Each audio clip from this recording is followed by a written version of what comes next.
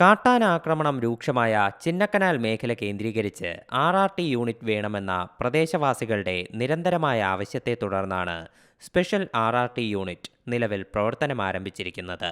Bodimettu session forest officer PG സന്തോഷിനാണ് ഇതിന്റെ ചുമതല.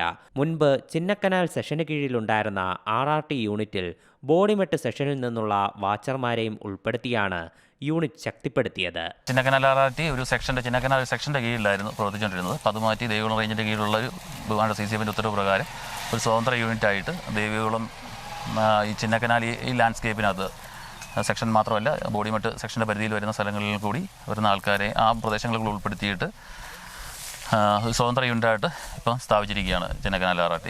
24 മണിക്കൂറും ഞാൻ ഇവിടെ ഒരു 19 ആനകളാണ് ഈ ലാൻഡ്സ്കേപ്പിലുള്ളത്. ചക്കക്കൊമ്പൻ ഉൾപ്പെടെയുള്ള ചക്കക്കൊമ്പൻ മുരുകാലൻ ഉൾപ്പെടെയുള്ള 19 ആനകൾ 3-4 ഗ്രൂപ്പായിട്ടാണ് നിൽക്കുന്നത്. പരിമിതികളുണ്ട്. ഒരേ സമയത്ത് 4 ഗ്രൂപ്പ് 4 സ്ഥലങ്ങളിലായിരിക്കും. എങ്കിലും ഈ ഒരു പ്രദേശത്തിൻ്റെ പ്രത്യേകത എന്ന് പറഞ്ഞു കഴിഞ്ഞാൽ മനുഷ്യരും ആനകൾ ഒരുമിച്ച് താമസിക്കുന്ന നാട്ടിൽ ഒരുമിച്ച് താമസിക്കുന്നതാണ്. സ്ഥലത്തുനിന്ന് ഇറങ്ങി വന്ന പ്രശ്നങ്ങളുണ്ടാക്കുന്നതല്ല. ഇവർ വർഷങ്ങളായിട്ട് മനുഷ്യരും ഈ ആനകൾ ഒരുമിച്ച് താമസിക്കുന്നതാണ്.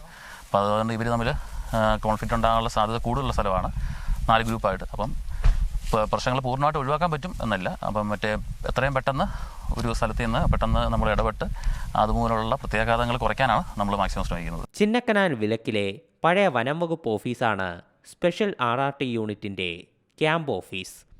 ചിന്നക്കനാൽ മേഖലയ്ക്ക് മാത്രമായി പുതിയ RRT യൂണിറ്റിന് രൂപം നൽകിയ നടപടി താൽക്കാലിക ആശ്വാസം മാത്രമാണെന്ന് ഗ്രാമപഞ്ചായത്ത് പ്രസിഡന്റ് പറഞ്ഞു.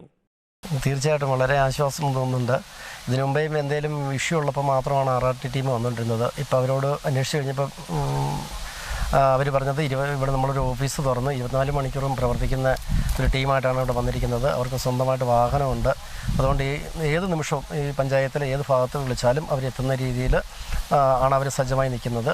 അതോടൊപ്പം തന്നെ നമ്മളാണെങ്കിലും ജനങ്ങൾ ഇനി എല്ലാവരും കൂടി ഇവരുടെ വാട്സാപ്പിന് ഒരു ഗ്രൂപ്പ് ഉണ്ടാക്കിയിട്ട് അവരെ ഈ വിവരങ്ങൾ അറിയിക്കുകയും അവരോട് സഹകരിച്ച് അവർക്ക് വേണ്ട സഹായങ്ങൾ ചെയ്തു കൊടുത്താൽ മാത്രമേ ഈ ആനശല്യത്തിൽ നിന്ന് നമുക്കൊരു പരിഹാരം കണ്ടെത്താൻ പറ്റുള്ളൂ. ഇനി മുതൽ മേഖലയിൽ കാട്ടാന സാന്നിധ്യമുള്ള സ്ഥലങ്ങൾ തിരിച്ചറിഞ്ഞ് വാട്സപ്പ് ഗ്രൂപ്പുകൾ വഴി നാട്ടുകാരിലേക്ക് വിവരം കൈമാറുന്നത് സ്പെഷ്യൽ RRT യൂണിറ്റ് ആയിരിക്കും.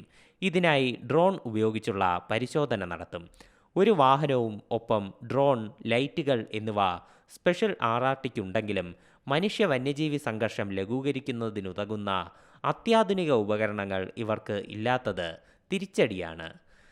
മലയാളം ന്യൂസ്, ഇടുക്കി. പുതിയ വാർത്തകളും വിശേഷങ്ങളും ഇനി വിരൽ തുമ്പിൽ. എല്ലാ ഡിജിറ്റൽ പ്ലാറ്റ്ഫോമുകളിലും ഇപ്പോൾ മലയാളം ന്യൂസ് ലഭ്യം.